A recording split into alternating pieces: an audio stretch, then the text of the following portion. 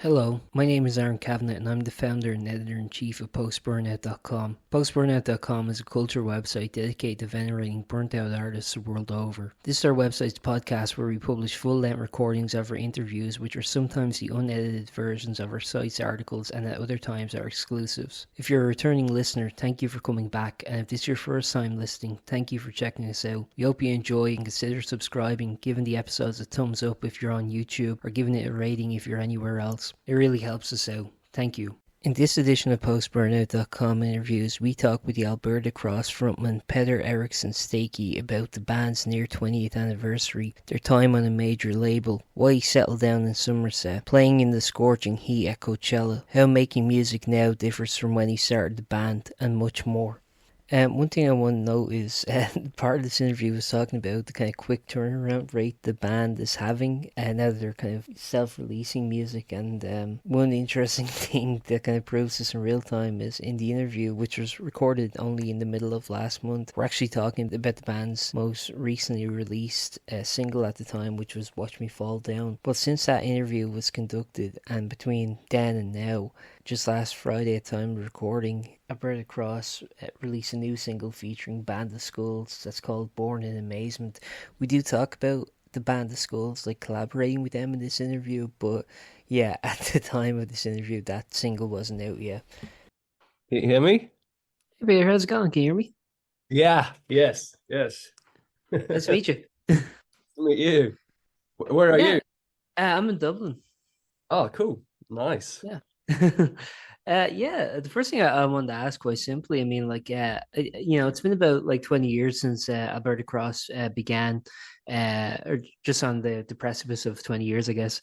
And, for you, I mean, like, that's like, it's a project that's been around for your entire adult life. I mean, does it feel that long to you? Does it feel like 20 years, or does it still just kind of feel like yesterday? I would say it definitely feels like 20 years. Yeah. Every year feels like 10 years. No, I mean, um, yeah, it feels like it's been, I mean, I grew up in a music family, so I've always been around music. You know, my dad and my older brother were musicians, or are musicians, and it's just been music forever. And I played in bands as a young teenager, and then when I moved to London, played music in other bands or in another band, and then sort of started Alberta Cross, and then we got signed pretty quick. But I hustled forever in London, like before Yeah. that as well. So I think it's just been a long journey, and then I feel like Alberta Cross been going through loads of different changes, and I mean it's always been me singing and writing songs and all that, and being the kind of the main guy, but been moving around tons, like started in London and then, toured England for a couple of years and then over to America, got signed in America, so we toured America tons, Yeah. well, forever. And then back here again, back home, So yeah, it's just been a journey. So it definitely feels like a long time, but it's weird. It's like when people say, I mean, you know, it's weird. Like 20 years, like you feel like okay, that really it aged you a lot, but I still feel like you're kind of like.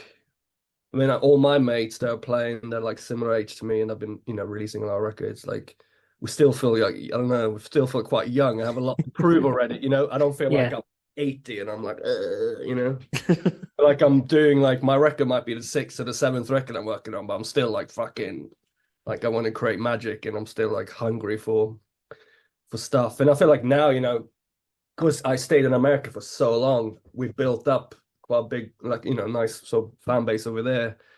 But the sad thing of that was that because when you're living in America and you work with an American, team or whatever, they really just want you to be in America mostly. Mm. So then you kind of drop off on like, the stuff we built up in the UK and in Europe. So being back here now, like that's like been my target is to build, Yeah. come back again and like, try to build up everywhere again. And it's nice. It's a nice challenge, and the industry's so bizarre now anyway. So like, it's no rules how to do things, which I love actually. So Yeah. because all the like build up for big records used to be quite annoying. Hmm. especially in America. I mean, it's such a big thing to make a record. Like these, 12 songs is huge, and everyone's putting pressure on you and all this stuff. And now I'm just like, oh, I just finished this tune like 2 weeks ago with my mate Ed. Like, let's drop it in 3 weeks. Cool. Yeah. And do so many cool things. So like, yeah, I feel like, um, you know, I'm on a second or third wave now. So it's been 20 years, but I feel like the band is kind of on a new sort of journey. So it's like kind of been reborn a bit over here again. Yeah, no, that's kind of like because obviously throughout the band's lifespan, I mean like you guys have done like some amazing just like gig opportunities like festivals and support slots and like obviously I mean it's something that's like just like continued. I was interested. I wrote down some of the acts that you guys support like Oasis, Guns N' Roses, Dave Matthews Band, Ben Harper, Neil Young, Them Crooked Vultures. I mean like that's such like a versatile like list, and I mean obviously it must be like for anyone like to open for one of those acts would have been like career defining. Yeah. Um, I mean, when you kind of like look back at that, you're like, Jesus, like all the stuff we accomplished, not to mention like all the kind of like appearances you've done, like television appearances, festival appearances, having your music featured on like TV and stuff like that. I mean, like, Yeah. I don't know, like what kind of like a lot of people probably would just be content to just like walk away, but I mean like obviously Alberta Cross like through the difficulties and all still like persists. It's something that you still kind of persist with. I mean, is that just because like it's something that you've always wanted to do, or what do you think is kind of like the kind of driving force behind that? Yeah, I feel like it's an interesting question because I mean that's kind of a question that you ask yourself almost sometimes like and have conversations with other artists that I know that are in a similar sort of situation, and also with everything changing so much in the industry, which a lot of that I think is quite good, and some of it some is quite negative. But the positives is like you know that like it feels kind of new in a way now how you work, so that's quite inspiring and and that's like, I don't know. I feel like if you're an artist, you're always kind of an artist. Like it's just something I've actually talked to my dad about a lot. Like sometimes when you Yeah, have a bad year and like you don't create anything or whatever, it's like kind of compared to being a painter or something, You're sitting like paint like a whole year and then you have an exhibition and like, hopefully some people turn up, you sell a yeah, few paintings and then what? Then you start yeah, again on a new project. And then that's all you do. Like what else can you do? And as a musician, I feel like I mean that's like I guess you can go and do other things in the art field or something, but it's an addiction too. Like you always want to like create something new and different. I feel like I'm also like because I'm like I started up the band with Terry, so he was like my brother and bandmate and stuff, and then when he left back in whenever that was years ago, yeah, then I just had been having like a rotating sort of friends around playing in the bands. It's always a band feeling, but it's kind of an artist project with, now I got a new band here, local, like with these people I love. And so it's kind of like got a new thing going, but it's I also like, it's not because I'm running it myself. I can do whatever I want. So I'm doing like collaborations, like, some of the stuff I'm doing is like the collaboration with Band of Skulls, which is like with Russell that have had a similar journey to me, I'd say. Bit yeah, heavier, bit heavier. I mean, I did some heavy stuff in the past for sure, but he's yeah, amazing heavy, pretty heavy. But we're kind of, he's kind of been like a bit of a long lost brother. So it's really nice to do stuff with him and some other people like my friend Le Pen in Germany does kind of like a Feist, so artist in Germany, amazing guy. We've been doing some stuff together and I'm working on this collaboration record now to celebrate my first record, The Thief and the Heartbreaker, with a bunch of artists that kind of been some UK artists and American artists and artists from all around. So I'm kind of collaborating with all these people. I think that's the new thing for me as well to like feel like the feel like really makes me even more creative to like work with other people. So I'm just not like alone in this little bubble trying to write yeah, the next record or whatever. Because that I find that quite boring these days. Just to be, I mean, I obviously write tons by myself in the studio and vibe out, and sometimes you have like a month where you write 15 tunes and you're like, fuck, this is his thing. But a lot of times I feel like I'm just like working on different sort of projects with friends that are in similar positions. It's been Yeah. really cool actually. Like the stuff I'm doing, the stuff I'm mainly coming out like this year is like a lot of collaboration stuff, which is like coming off like 2 records that I did myself, my producer. That's like it's quite nice to just like, that keeps me going for sure. Like just to also like do gigs together with other artists, so like it's hard, grassroots venues don't sell too many tickets anymore for anyone, and obviously like the live is a smaller sort of club industry sort of suffers, so it helps if you like partner up with maybe another artist and you do like joint things and Yeah. that kind of stuff. So I feel like that's been quite a cool change. But yeah, keep the hunger, and I can't. It's a hard question to ask, but I guess like when you're in, when you have that curse, you have that curse, Yeah, yeah. this curse. It's hard to get out. I don't know if I would wish it on anyone, but Well, actually, one thing I think like Alberta Cross has had like throughout all the records you guys have made like have had a very like consistent sound to it, very like distinctive sound.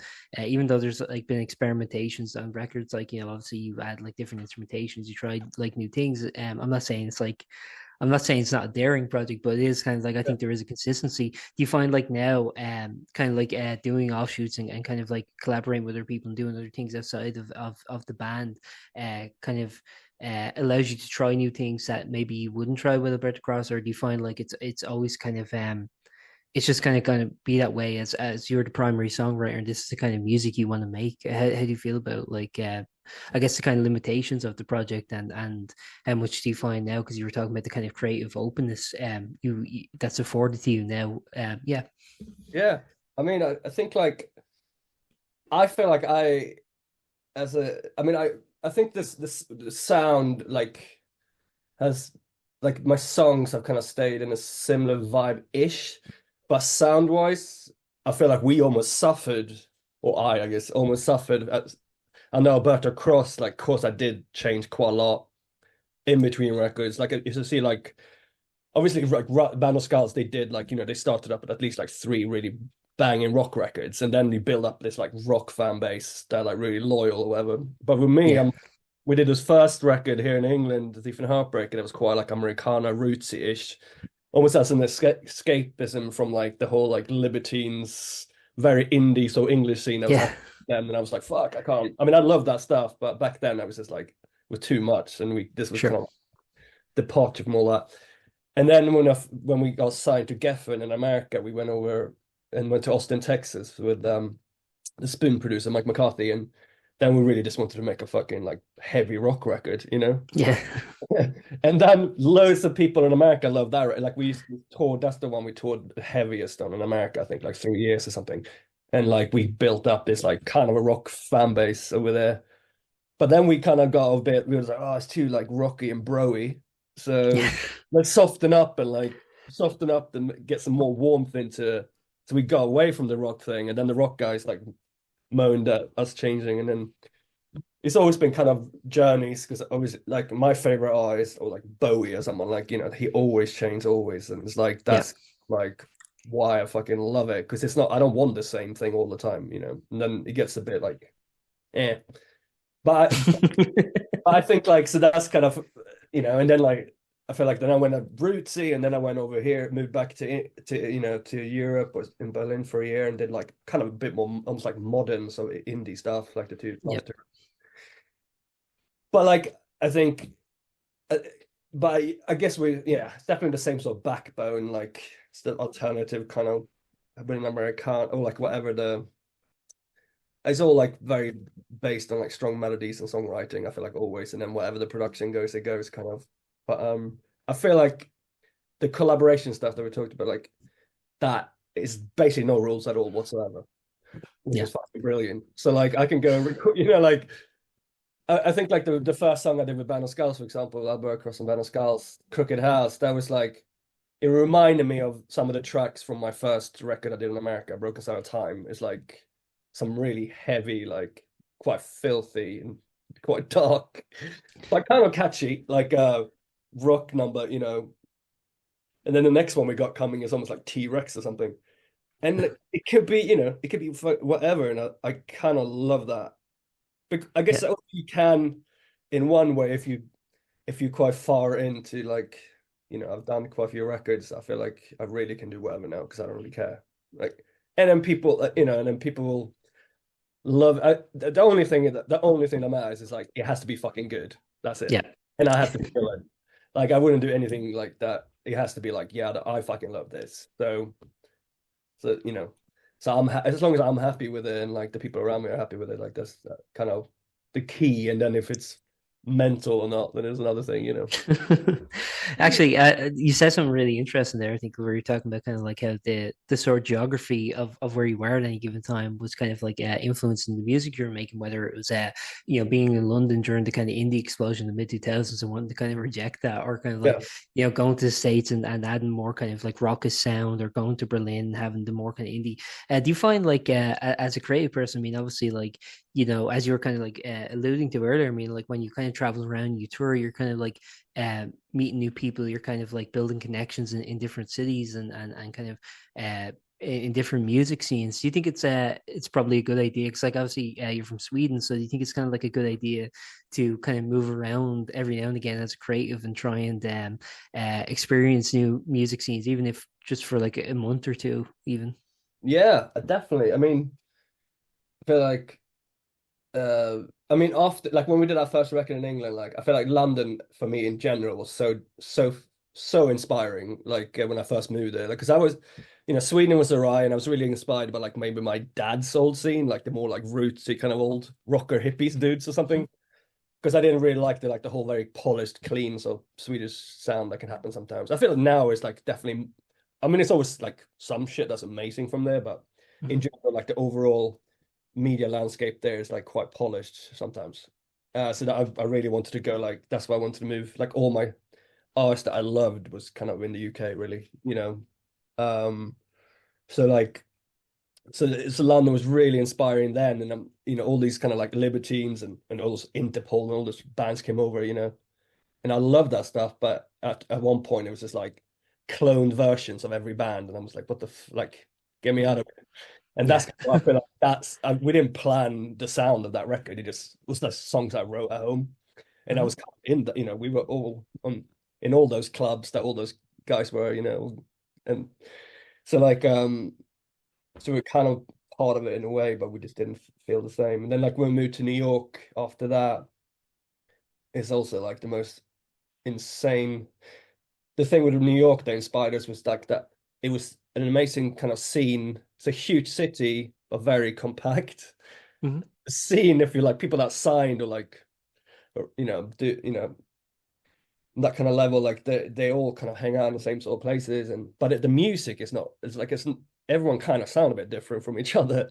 Or not Yeah. like everyone, but like it was very much like we hanged out with this band, Yes, for example, or like a little. That was one of the first bands we played with, and they were like quite electronic, and you know, and then there was some other band that was like kind of more punky, like so it was. I like when I loved the New York was this. It's like it's an attitude, but the sounds are very different. It's like a lot of bands sounding very different, which was quite like inspiring to us that we could like go and see a fucking jazz band and then a fucking heavy metal band and then Yeah. a soul band and then a blues band or whatever, you know, and then Yeah. Strokes or someone, you know.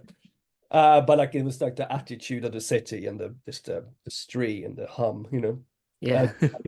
the first rock then when we did the first record, we lived in New York for a couple of years or whatever it was, a year maybe, and kind of wrote and finished off songs for that record. And then we did the record down in Austin, Texas, in the you know, not in the peak season at all, like kind of in the winter. So it wasn't like 45 degrees. It was like maybe 18 degrees Yeah. Celsius. Uh, so it was Yeah. like, you know, but it was no like, you know, no South by Southwest vibes or anything like that. It was just Yeah. like just the locals, and we kind of just, you know, sucked in all the inspiration in the local scene, and that was really inspiring. Like the people I'm there. just thinking, sorry, for a British band, being in 18 degrees Celsius is probably a lot more accommodating, though. Incredible. 40 degrees would be like that's what we found out You later. die. Well, when we finished that record, like that was the year, like on Broke's Out Time, the first year. That's when we did like almost like I would say all the main festivals in America that summer. Yeah. Like Just Coachella to Lollapalooza to Bonnaroo and all that stuff. Austin City Limits and like every festival is like, we were a newer band, but like kind of like a bit had a bit of a hype or whatever. So like we weren't big, so we got the second stage at like 3 p.m. or whatever. Yeah. 4 p.m. like 42 degrees. The sun is like Jesus. straight ahead of you, and you had to play. Not in the UK when you get like 40 minutes and like Reading Leeds or something when you play small, medium sized slots. In America, it's like an hour. 4 to 5 on the second stage of Coachella with the sun in front of you and 40 degrees. Jesus Like Christ. gigs like when you really like almost just puked after like Coachella. I remember like walking off stage and almost like fainting. That like almost like carry me off. Yeah. And we also like UK rockers, like really young and stupid, like tight jeans, like pointy boots, like leather jacket or something, just like outrageous. Yeah. Yeah, no, so like definitely like all different places have inspired. I feel like it. I was in LA briefly for a year, did the Songs of Patience record. That was quite like inspiring. And I mean, outside of the industry there, which can be fucking really annoying, but the scene there is really quite inspiring, I think. And obviously like the West Coast and Cali's, the good stuff there is amazing. So I feel like all that stuff was quite inspiring. And I was when I moved out of America, I was in Berlin for a year. That was quite cool too. A bit colder, well, in a lot of different ways. But I love the city. I love the city, and that was quite. Obviously some of my heroes recorded some of the best work in Berlin, so that was quite inspiring. Like, and then back to England again, and now I'm in England. Like I moved out to Archtown, like west, it's called Frome in Somerset, like, and there's a lot of like, just a lot of artists and bands around here and or close by. And I feel like now, like, also got like a young family like here, and if I'm gonna go, like, I've been going to like the desert in California a few times to do like a side project called Dicey Hollow. We recorded this like Rancho de la Luna studio, the Queens of Eagles of Death Metal studio. They've running an awesome studio in Odessa and Joshua Tree. Like I've been going there a couple of times to get away, to get inspired and to record somewhere else. Because we have a lot of great studios here too, but that's like you said, like going away for a month, but like or even just like 10 days now. I feel like because every hour, like when you have I have like two young kids, so like every hour you spend like as a day almost because you don't have that much time. Like you used to wait so much time, and now it's like 10 days for me is like fucking 22 days. Yeah.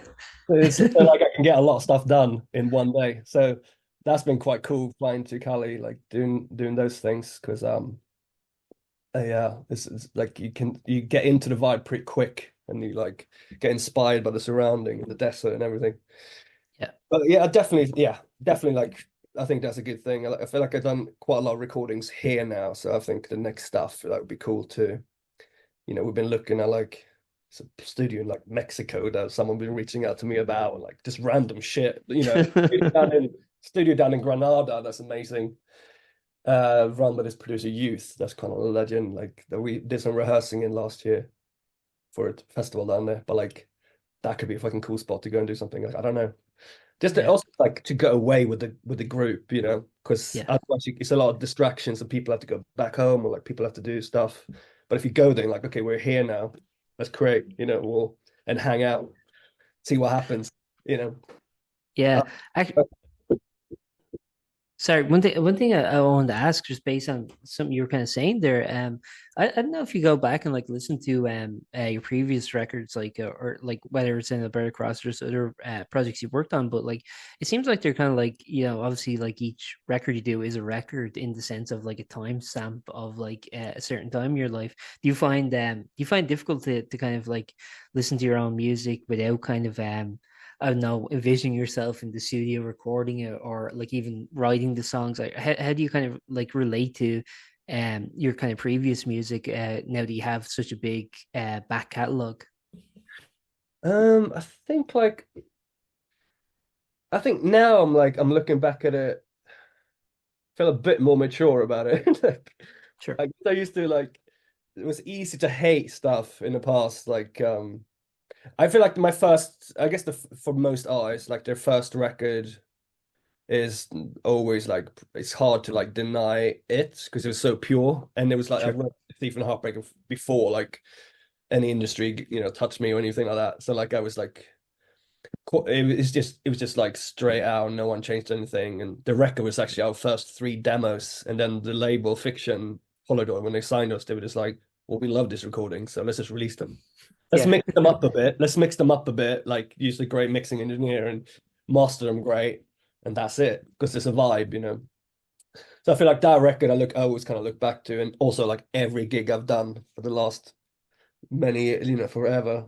I have to play like at least two or three songs from that record, otherwise people will get pissed. Yeah, yeah, sure. So, and then the records after that, like Brooks Out Time and Things of Patience, like it was things with them. Like we weren't, with certain things for the first. I guess Brooks Out Time was quite like, in general, liked by a lot of people because, but we had certain situations with it, and like it was pretty mental. With our, I love our producer was great, but it was pretty mental back then, like with a lot of things, and he was going through stuff in life, and we were kind of mentally young, and there was certain things with the production that was weird. But looking back on it now, I think that kind of captured a vibe, which was kind of cool. And then the record after that, Sense of Patience, was kind of a bit of an LA record. We started like pre-production in Woodstock in New York, upstate New York, for 2 months, and we thought we had the record, and then our label was just like, no, we don't have the singles, and like we're gonna Yeah, send you yeah. to LA, and it was like this classic. Yeah. Then right, and we've kind of felt the pressure, and they spent a lot of money on us and all that stuff, so we kind of like I kind of played the game a bit, but then it was just like it was behind the scenes, it was like pretty rocky in that sense, and I remember like being like it was just like it all looks cool when you talk about it and stuff, but it's it can like everyone's kind of struggling in one way or another. Mhm. But some of those tracks I just listened to Magnolia. I think it was the second song of that record, the first song of the record, and I think that's like probably one of the best songs I've written. So, and there's a song "Lay Down" I love on that. It was just a few songs maybe I look back on them that were like pushed onto that record by the label kind of thing. But then sometimes you have to like I don't know, play a bit of a game. I wouldn't Mhm. like now I choose not to at all, you know. Yeah. But back then it was like so many more industry people involved in a way. I feel like now I'm like, or you can also live in a people. It's a more of an indie landscape, and that's one of the positive things I think in a way, or like the way I choose to do stuff. Like still have a lot of have a label and partners and press and all this kind of stuff. But I'll do the records kind of with my if it's with me and my producer or whoever I'm doing it with, and that's kind of it. Yeah. Which is like so I can't like look back on the last couple of records and be like, oh, I can't believe I released that, because it's my it's like I picked it. Um, but I don't know. To answer your question, like the short, I think every record had something, and it was a journey, and all the stuff around those records kind of made them sound the way they do, and I wouldn't change it. Like maybe I would change the way I felt about certain things, or maybe I wished like people informed me a bit better about certain Sure. things. That's kind of it was like I did I did an art like I did an interview with Clash magazine about my like I guess like a letter to my younger self or whatever they wanted me to call it, and it was like me like so like writing about like what I would have told myself my younger self like about things or the lessons I could have learned and all that stuff, and that's definitely like information about things, how to be Yeah. a bit stronger. Like I feel like the older you get in industry, you just be like you take no shit normally. And Totally. when you're like in your 20s or whatever, like you kind of just think you have to take a lot of shit, in a way. Yeah. Rest of Yeah, them. there's like a passivity that comes with kind of inexperience where, I think it's true of any industry really, where it's like when you're kind of like new or sort of green, you kind of think, well, these people above me like kind of I guess know what they're doing, and then as you kind of get Yeah. more experience, you're like actually everyone's full of shit. Yeah, Everyone's exactly. just kind of No making up one as they go along. really knows. Everyone's guessing. I mean, certain people definitely have done some, a lot of good stuff, so you can kind of Sure. somewhat trust them. But in general, like it's a known thing that like, my second record after Brooks Out Time, like they were in LA, like we really had a record in Woodstock, and if we would have told our label to fuck off, basically, Yeah. we probably would have had a better follow up to the first record, or a real one. But then it's like, then I wouldn't have spent all that time in LA and hanging out and like meeting all those people, and that journey in my life outside of music was like pretty huge. So, So, yeah, so whatever. I feel like it's all. I look back and it all like some songs are definitely better than others. That's the way to look at it. But I don't think anything is shit. yeah. Yeah, like it's a few songs I'm like fuck. Like the song we had to play on we did when we did David Letterman, which was my favorite TV show in America when I was there. We had to play a song that like was our least favorite tune, but fucking it got us Letterman, so whatever. Yeah. One of those That's things. that's that's a great way of like looking at it. Just kind of like, yeah, even like the kind of, I guess, like at the moment, like what in the moment seems like kind of like the obligations kind of like, still has like a silver lining even retrospectively. Exactly. Yeah. And then we Um thought, yeah, rock number, so we can like really rock out. And Dave Letterman was like known for fucking loving a rock and roll drummer. He fucking loved Fred, our drummer. Yeah, I just told Fred before we went on, I was like, Fred, just go fucking mental. Like more fills than straight beats for a whole track. Amazing. I actually want to ask you that, like, so, actually, one thing I wanted to ask just to clarify because I was a little uncertain. So, of your releases now, are you currently with a label, or are you self-releasing your music? So I'm like, so I work with this company called Cartel Music, which is a UK label.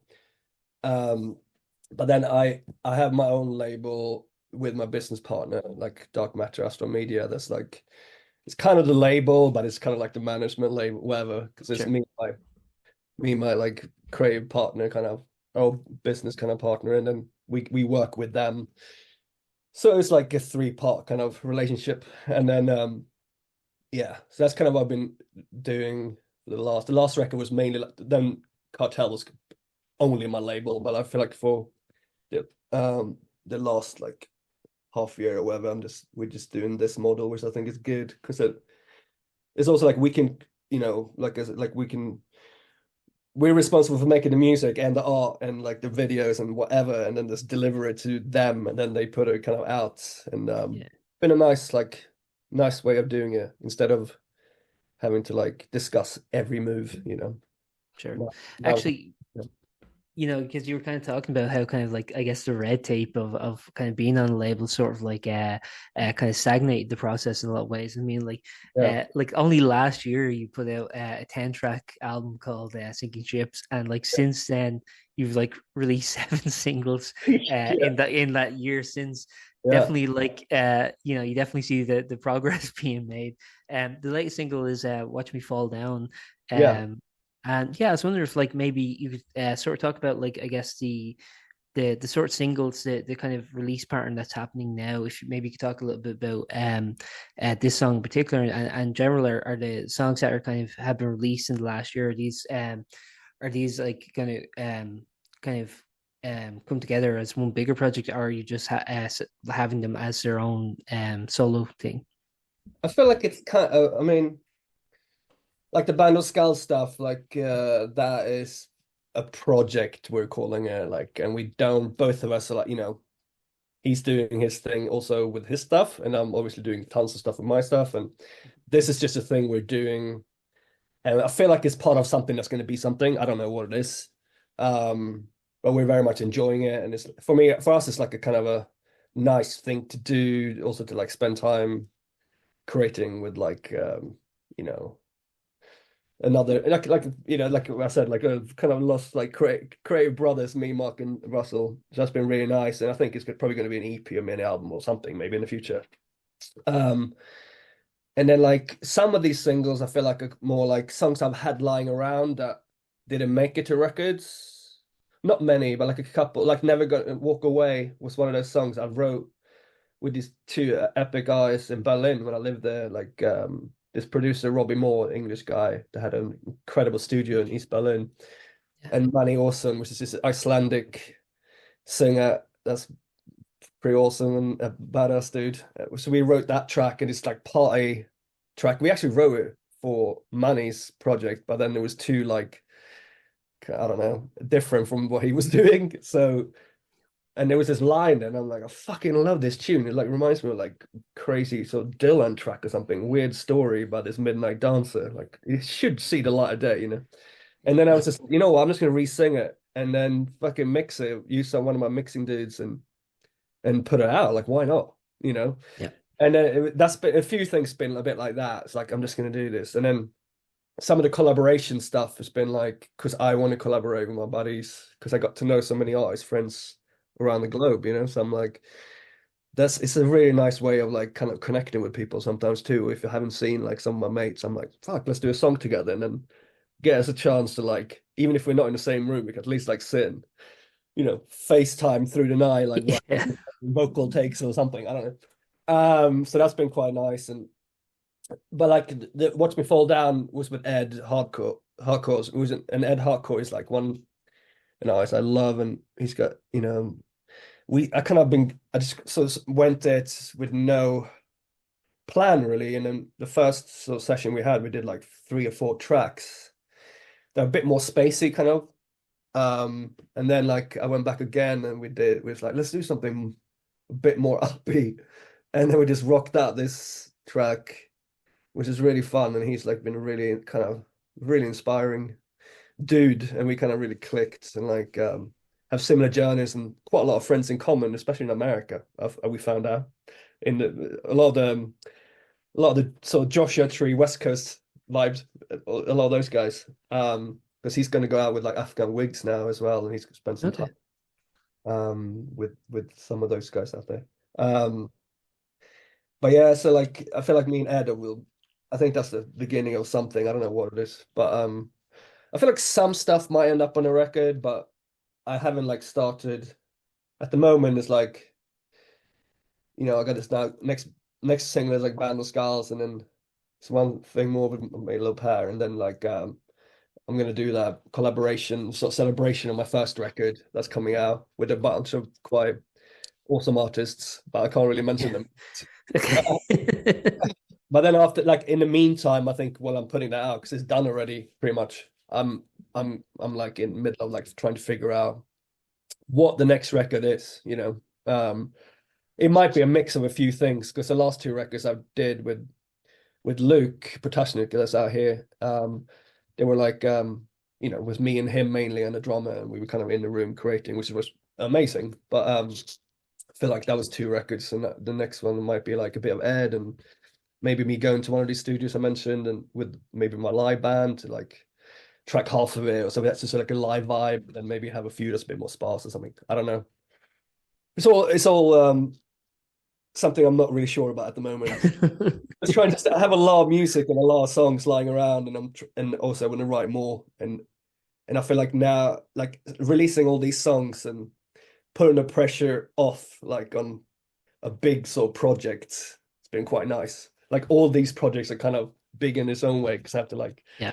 make it all work and sit good and set them up and all that stuff. But yeah, there's a lot of music coming, and it might end up being like one more about a cross record and something with the Band of Skulls that's big more of a thing, and me and Lopera talking about doing an EP, and then the Thief and the Heartbreaker collaboration record. Like a lot of stuff. So we'll see. And I think Bombarding, that's drowning people in music. Everyone's running for their life.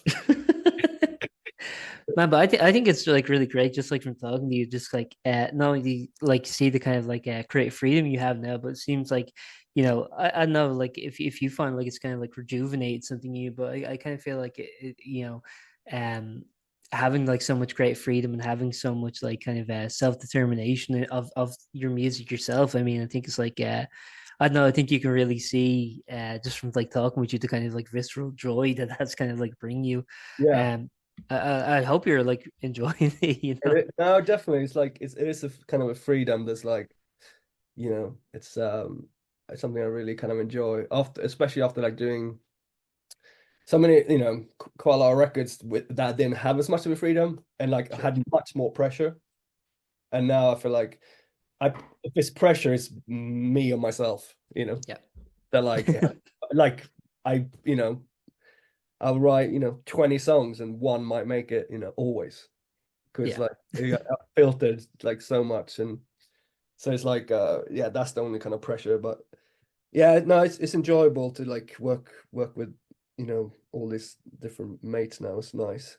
I think it's also like coming out of the madness of COVID and all that stuff. Like COVID, everyone was just like closed in, and then like after that, people are just like, fucking come in, give us a hug, let's make a fucking tune. Do you want to make a Yeah. tune? Let's make a tune. It's like that kind of thing is like, just fucking wanted to work with people and be around and see people and play for people. And, I'm, definitely appreciating that. I think it's also like coming out like like I had, very young kids, and now I'm like, they're getting, I mean, they're still very young, but Yeah. I can still like see like, oh, I can do like a little bit of touring here and then I can do this and this and that. So that's also kind of possibly part of it. Yeah. Yeah. I think I've asked everything I have to ask. I guess the final thing I just say is like you've kind of already answered like kind of like your projects that you're doing for the year. I was wondering if there's like any like live dates. I think if I'm correct, you're playing Scandinavia soon. Is that correct? Yes, I'm going to Switzerland to do a couple of solo shows, and then Okay. Scandinavia, but then doing a festival in Devon and some festivals in Spain, I think. But then we're at the moment like definitely going to be UK dates for sure. Not that like soonish, like maybe May. We Okay. got some dates, and yeah, hoping to come out over to Ireland as well. I Yeah, love man. fucking love it out there. I played out there a few times, and it's been always been quiet. I did a few like headline stuff there, but also done like some mad supports in Dublin Yeah. at the O3 arena or something. Yeah, it was so it used to be the O2 arena and now it's the Tree Arena. Yeah. Three arena. Oh, sorry, yes, three arena. Yeah. It's O3. it's a O3 mobile company, arena. Tree over here. Yeah. Yeah, I remember playing that, like supporting some people. But Was yeah, that the Dave Matthews support, yeah? yeah, but then it was like Leonard Skinner or something the next day Oh because shit. we were in town. It was like pretty fucking mental. It was so mental because it was like one original member or something, but it was a sold out show. But then we did like it was so bizarre. And then we've been out there a few times, but I wish like we did some club shows there too. But it's been a minute. I definitely want to like I have a few like Irish friends that like I don't know. I've just been trying to push them to bring me out there. Do something with them.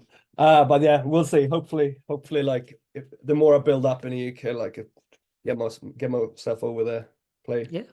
Would love to. Perfect. I thanks very much for your time, man. I guess the Yeah, final thing man. I've just asked is there anything you'd like to add before we wrap up or No, man, it's great. Great to talk to you. perfect. Thanks very much, man. Enjoy the rest of your day. You too, mate. Have a good one, man. It's very nice talking to you. Cheers, man. Thank you for listening to that episode of Post-Burnout.com interviews. If you liked it, please subscribe and stick around because we have plenty more like this coming soon.